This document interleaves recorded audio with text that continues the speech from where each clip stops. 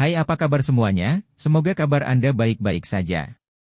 Terima kasih karena sudah memberikan support dan juga kesetiaan Anda untuk membangun channel Codot Film. Yuk kita lanjutkan alur ceritanya, sambil siapin kopi dan cemilan, setting suara volume full. Gasken. Bertemu Yun Yun lagi. Api putih pekat memenuhi kedua mata Xiaoyan. Itu lama kemudian sebelum mereka perlahan memucat.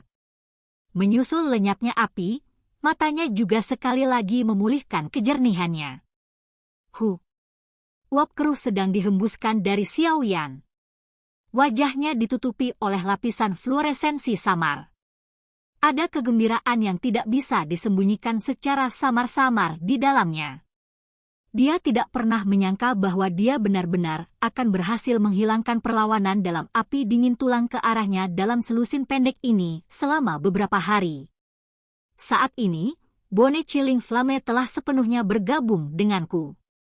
Itu bisa ditelan kapan saja. Xiaoyan mengungkapkan ekspresi pemikiran yang dalam. Waktu yang dibutuhkan untuk memperbaiki dan menelan api dingin tulang pasti akan sangat lama. Jika seseorang menghitung waktu perjalanan mereka pasti akan segera tiba di sekte bunga. Jelas itu bukan waktu terbaik untuk menelannya sekarang.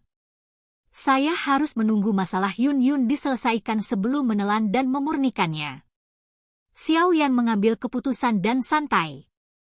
Dia menekan Bone Chilling Flame yang terbakar dengan keras di antara alisnya sebelum mengalihkan pandangannya ke arah Nalan Yanran di samping. Dia bertanya, berapa lama lagi kita bisa mencapai sekte bunga? Seharusnya dalam 2 hari ini.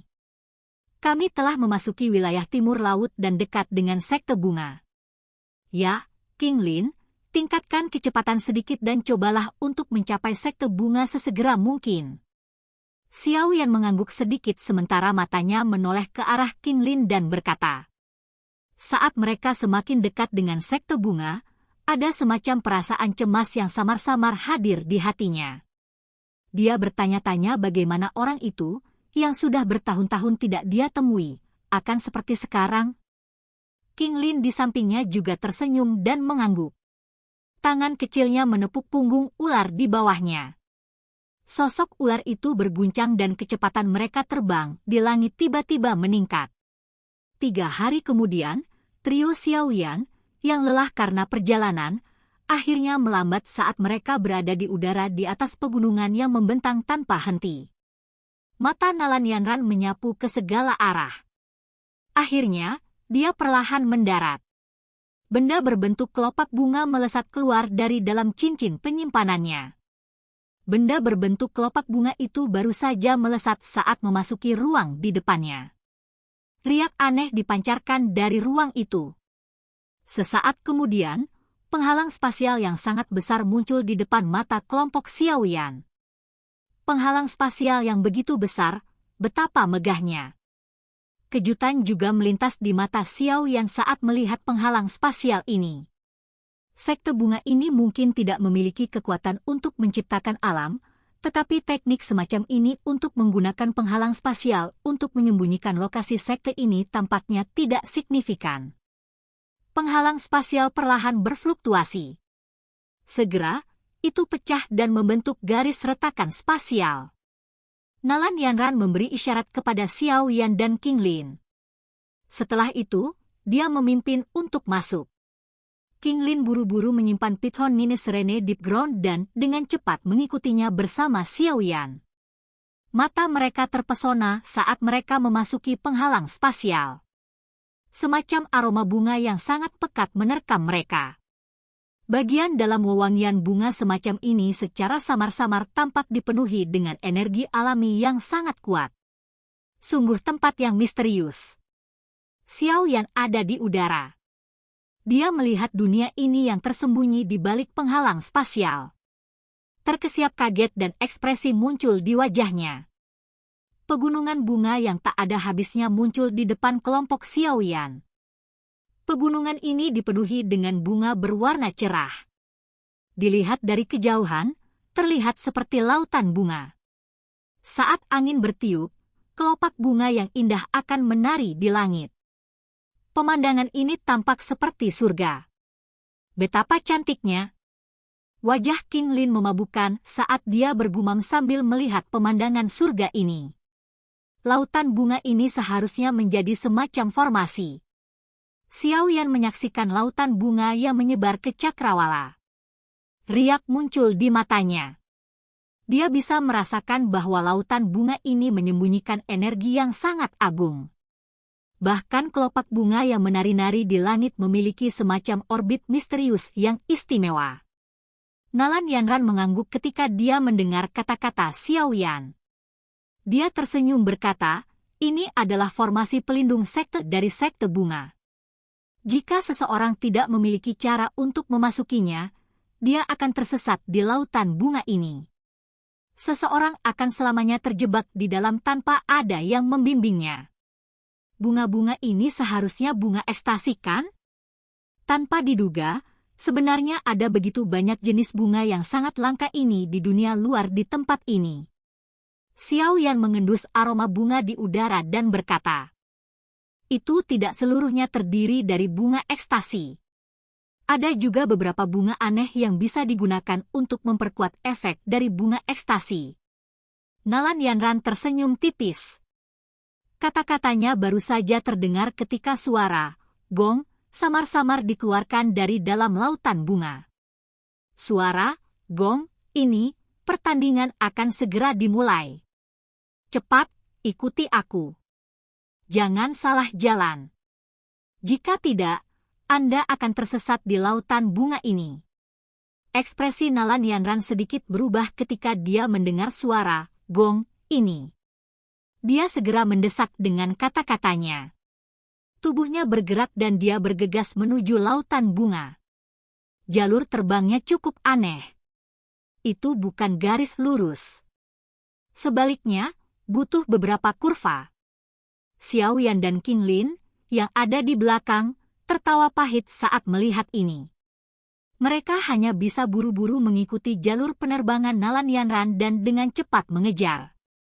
Ada pegunungan yang sangat megah di ujung lautan bunga. Awan berlama-lama di atas gunung. Bunga-bunga segar menghiasi itu. Sebagian besar tebing berbahaya ini memiliki beberapa bangunan yang berdiri di atasnya. Samar-samar orang bisa melihat beberapa sosok yang memikat dan mendengar tawa para wanita. Ada gunung yang menjulang tinggi berdiri di tengah pegunungan. Gunung itu sangat luas. Banyak bangunan berdiri di atasnya. Puncak gunung adalah bujur sangkar besar yang terbentang. Alun-alun tersebut dibangun dengan menggunakan bebatuan hijau. Ada gambar kelopak bunga di sekitarnya sementara aroma yang tidak biasa bertahan. Saat ini, ada cukup banyak sosok yang berdiri di sekitar alun-alun. Mata mereka melihat ke arah alun-alun dan suasananya cukup serius. Seorang pria dan seorang wanita berdiri di tengah alun-alun. Wanita itu mengenakan gaun yang anggun. Ada bunga yang dijahit dengan benang emas pada pakaiannya. Sekilas, sepertinya statusnya cukup tinggi. Dia juga memiliki penampilan yang cukup bagus. Namun, bibir merahnya yang agak tipis secara samar-samar menunjukkan kekejaman. Seorang pria berdiri malas di samping wanita ini. Tangannya memegang kipas dengan wanita cantik ditarik di atasnya. Pria ini tinggi dan memiliki wajah yang tampan. Ada kejahatan yang samar-samar dipancarkan darinya. Darah segar seperti titik merah cerah di antara alisnya telah menyebabkan kejahatan ini diperbesar berkali-kali. Yun, waktunya habis, kamu harus mengungkapkan dirimu. Ketika gong perlahan berbunyi, mata panjang dari wanita berpakaian anggun itu juga sedikit menyipit saat dia berteriak dengan dingin. Suara angin kencang dipancarkan dari udara saat tangisan wanita berpakaian anggun ini terdengar. Segera, sosok putih dengan lembut melayang. Setelah itu, kakinya dengan lembut mendarat di alun-alun. Ketika sosok putih mendarat di alun-alun, semua mata yang hadir menoleh ke arahnya. Meskipun ini bukan pertama kalinya melihatnya, ekspresi terkejut masih muncul di mata banyak orang. Wanita di alun-alun itu mengenakan blus dan rok putih. Tinta hitam gelap seperti rambut panjang berhamburan seperti air terjun dan mencapai pinggangnya. Penampilan yang sangat cantik itu muncul seperti peri bunga di pegunungan yang tidak peduli dengan hal-hal duniawi dan dipenuhi dengan pesona dunia lain.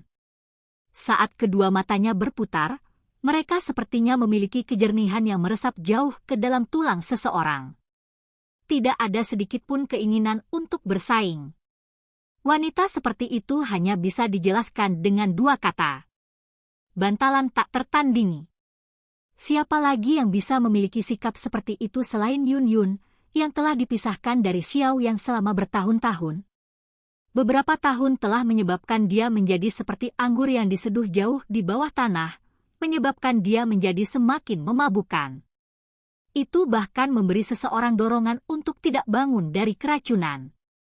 Awan yang nyaman seperti keanggunan itu menyebabkan cukup banyak sesepuh dalam sekte bunga diam-diam menganggukkan kepala. Tidak heran kepala sekte akan menyerahkan posisi itu kepada Yun Yun sebelum dia meninggal. Hanya pada poin ini saja, jelas ada celah besar antara kedua wanita ini. Pria yang tampak jahat di samping wanita berpakaian anggun memiliki ekspresi panas berapi-api berkedip di matanya ketika dia melihat wanita berpakaian putih. Kecantikan yang begitu indah memiliki daya pikat yang mematikan terhadap seseorang yang mencintai keindahan seperti hidupnya. Mata dari sekitar tempat yang tiba-tiba tertuju pada Yun Yun juga menyebabkan wanita berpakaian anggun itu mengencangkan tangannya. Kecemburuan yang dalam melintas di matanya. Dia dengan dingin tertawa, "Saya pikir Anda tidak akan berani datang hari ini." Kepala sekte, saya tidak memiliki keinginan untuk posisi kepala sekte. Mengapa Anda harus memaksa saya dengan cara yang begitu pahit? Yun Yun mengernyitkan alisnya sedikit.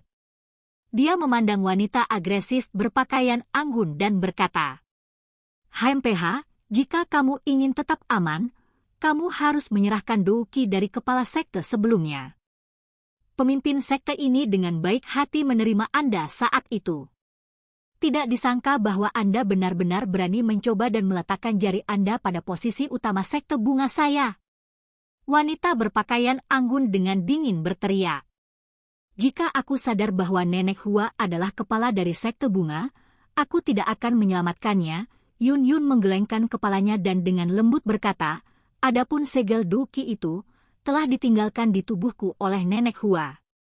Jika Anda benar-benar menginginkannya, Anda bisa datang dan mendapatkannya. HMPH, apa menurutmu ketua sekte ini takut padamu?" Wanita berpakaian anggun itu tertawa dingin. Segera, dia melirik pria jahat itu, hanya untuk melihat bahwa yang terakhir sedang menatap Yun Yun. Kemarahan segera melonjak di dalam hatinya saat dia berteriak, "Yao Liang, Liang seperti kekasih, serang denganku." "Yun Yun, Anda memiliki warisan dari kepala sekte lama. Saya pikir Anda seharusnya tidak memiliki masalah melawan dua orang sendirian. Anda juga mengetahui aturan sekte bunga. Sepasang suami istri bisa bertarung bersama." Wanita berpakaian anggun itu mengalihkan pandangannya ke arah Yun Yun dan tertawa dingin.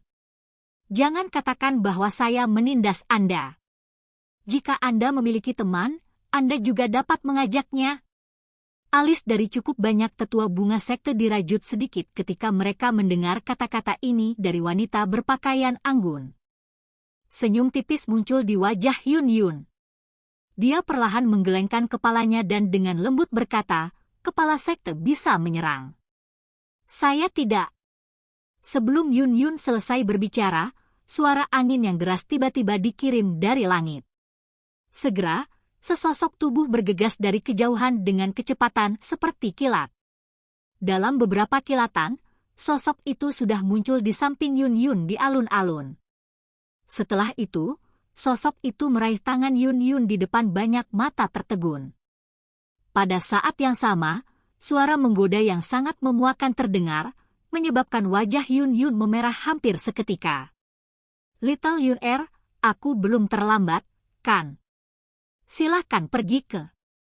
Oke guys, jangan lupa like, comment, share, and subscribe di channel Codot Film. See you next video, peace out and bye-bye.